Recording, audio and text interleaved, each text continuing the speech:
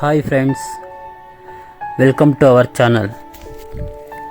Friends, ಕೋಪ ಪ್ರತಿಯೊಬ್ಬ ಮನುಷ್ಯನಿಗೂ ಬರುತ್ತೆ.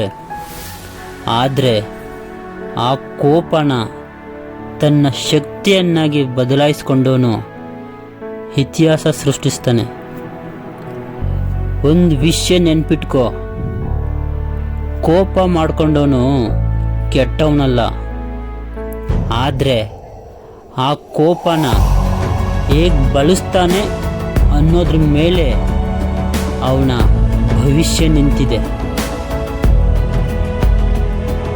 ಕೆಲವರು ಕೋಪದಲ್ಲಿ ಜೀವನ ಹಾಳು ಮಾಡ್ಕೊತಾರೆ, ಆದರೆ ನಿಜವಾದ ಬುದ್ಧಿವಂತ ವ್ಯಕ್ತಿ ಅದೇ ಕೋಪದಿಂದ ಇತಿಹಾಸ ಬರಿತಾನೆ. ನಿನ್ನನ್ನು ಕೇವಲವಾಗಿ ನೋಡಿದವರ ಮಾತು, ನಿನ್ನನ್ನು ಅವಮಾನ ಮಾಡಿದ ಕ್ಷಣ, ನಿನ್ನ ಪರಿಸ್ಥಿತಿಯ ನೋವು, ನಿನ್ನ ಒಂಟಿತನ, ಇವೆಲ್ಲ ಸೇರಿ ನಿನ್ನೊಳಗೆ ಬೆಂಕಿ ಹಚ್ಚುತ್ತೆ. ಆದರೆ ಕೇಳು, ಆ ಬೆಂಕಿ ನಿನ್ನ ಮನೆಯನ್ನು ಸುಡಬೇಕಾ ಅಥವಾ ಆ ಬೆಂಕಿ ನಿನ್ನ ಜೀವನಕ್ಕೆ ಬೆಳಕು ಆಗಬೇಕಾ? ನಿರ್ಧಾರ ನಿಂದು. ಒಂದು ಸಿಂಹ ಕೋಪದಲ್ಲಿ ಗರ್ಜಿಸುತ್ತೆ, ಆದರೆ ಅದು ಪ್ರತಿ ನಾಯಿಗೂ ಉತ್ತರ ಕೊಡೋದಿಲ್ಲ. ಹಾಗೆ ನಿನ್ನನ್ನು ಯಾರಾದರೂ ಅಂಡರ್ ಎಸ್ಟಿಮೇಟ್ ಮಾಡಿದರೆ, ನಿನ್ನಿಂದ ಏನೂ ಆಗಲ್ಲ ಅಂತ ಹೇಳಿದರೆ ಒಳ್ಳೆಯದೇ. ಯಾಕಂದರೆ ಅದೇ ನಿನ್ನ ಪವರ್. ಜೀವನದಲ್ಲಿ ದೊಡ್ಡ ದೊಡ್ಡ ಸಾಧನೆ ಮಾಡಿದವರೆಲ್ಲರೂ ಒಂದು ದಿನ ಒಳಗೆ ನೊಂದು ಬೆಂದು ಕೋಪದಿಂದ ಮೇಲೆದ್ದವರೇ. ಫ್ರೆಂಡ್, ಯಾರಾದರೂ ನಿನ್ನ ಕುಟುಂಬದ ಪರಿಸ್ಥಿತಿ ನೋಡಿ ಅವಮಾನ ಮಾಡಿದ್ರೆ ನಿನ್ನ ಕೋಪನ ಅವ್ರ ಮೇಲೆ ಹಾಕಬೇಡ, ಜೀವನದ ಮೇಲೆ ಹಾಕು.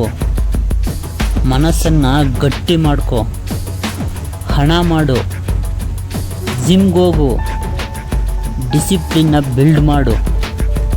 ಯಾಕಂದರೆ ನಿಜವಾದ ರಿವೆಂಜ್ ಅಂದರೆ ಕೋಪ ತೀರಿಸ್ಕೊಳೋದಲ್ಲ, ಸಕ್ಸಸ್ಸಿಂದ ಉತ್ತರ ಕೊಡೋದು. ಕೋಪದಲ್ಲಿ ಕೂಗಾಡೋದು ಈಸಿ, ಆದರೆ ಕೋಪದಲ್ಲಿ ಕಾಮಾಗಿ ಇದ್ದು ನಿನ್ನ ಫ್ಯೂಚರ್ನ ಬಿಲ್ಡ್ ಮಾಡ್ಕೋ. ಅದೇ ಡೇಂಜರಸ್ ಪವರ್. ಅದೇ ನೀನು ಎಲ್ರಿಗೂ ಕೊಡೋ ಉತ್ತರ. ಫ್ರೆಂಡ್, ಕೋಪ ಅನ್ನೋದು ಒಂದು ರಾ ಎನರ್ಜಿ. ಅದನ್ನು ಫೋಕಸ್ ಆಗಿ ಕನ್ವರ್ಟ್ ಮಾಡು. ನಿನ್ನ ನೋವನ್ನು ಮೋಟಿವೇಶನ್ ಆಗಿ ಕನ್ವರ್ಟ್ ಮಾಡು. ನಿನ್ನ ಅವಮಾನನ ಫ್ಯೂಯಲ್ ಆಗಿ ಕನ್ವರ್ಟ್ ಮಾಡು. ಆಗ ನಿನ್ನ ತಡೆಯೋರು ಯಾರೂ ಇರಲ್ಲ. ಒಂದು ಹದ್ದು ಬಿರುಗಾಳಿಗೆ ಹೆದರೋದಿಲ್ಲ, ಅದೇ ಬಿರುಗಾಳಿಯನ್ನು ಬಳಸಿ ಆಕಾಶದ ಎತ್ತರಕ್ಕೆ ಹಾರುತ್ತೆ. ಅದೇ ರೀತಿ ನಿನ್ನ life problem, insult, failure, anger ಇವೆಲ್ಲ ನಿನ್ನ ಡೌನ್ಫಾಲ್ ಅಲ್ಲ, ಅವು ನಿನ್ನ ಟೇಕ್ ಆಫ್. ಒಂದು ಮಾತು ನೆನ್ಪಿಟ್ಕೋ, ನಿನ್ನ ಕೋಪನ ರಾಂಗ್ ಪೀಪಲ್ ಮೇಲೆ ಹಾಕಬೇಡ, ಬ್ಯಾಡ್ ಹ್ಯಾಬಿಟ್ಸ್ ಮೇಲೆ ಹಾಕಬೇಡ. ಅದನ್ನು ಸೆಲ್ಫ್ ರೆಸ್ಪೆಕ್ಟ್ಗೆ ಮತ್ತು ಗ್ರೋತ್ಗೆ ಹಾಕು, ಫ್ಯೂಚರ್ಗೆ ಹಾಕು, ನಿನ್ನ ಹಾರ್ಡ್ ವರ್ಕ್ಗೆ ಹಾಕು. ಆಗ ಒಂದು ದಿನ ನಿನ್ನ ಸಕ್ಸಸ್ ಎಷ್ಟು ಜೋರಾಗಿ ಮಾತಾಡುತ್ತೆ ಅಂದರೆ ನಿನ್ನ ಎಲ್ಲ ಶತ್ರುಗಳ ಎದೆಗೆ ಬೆಂಕಿ ಇಡುತ್ತೆ.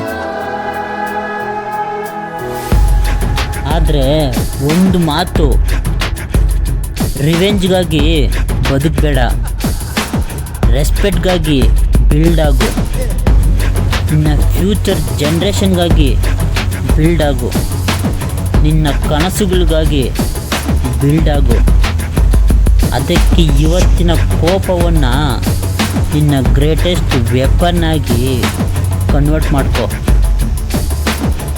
ಕೊನೆಯದಾಗಿ ಒಂದು ಪ್ರಾಮಿಸ್ ಮಾಡು, ನನ್ನ ಕೋಪ ನನ್ನ ನಾಶಕ್ಕಲ್ಲ, ನನ್ನ ಫ್ಯೂಚರ್ನ ಲೆಜೆಂಡರಿಯಾಗಿ ಕಟ್ಟೋಕೆ ಅಂತ. ಇವತ್ತು ನಿನ್ನ ಸುಟ್ಟ ಕೋಪವೇ ಒಂದು ದಿನ ನಿನ್ನ ಯಶಸ್ಸಿನ ಬೆಳಕಾಗುತ್ತೆ.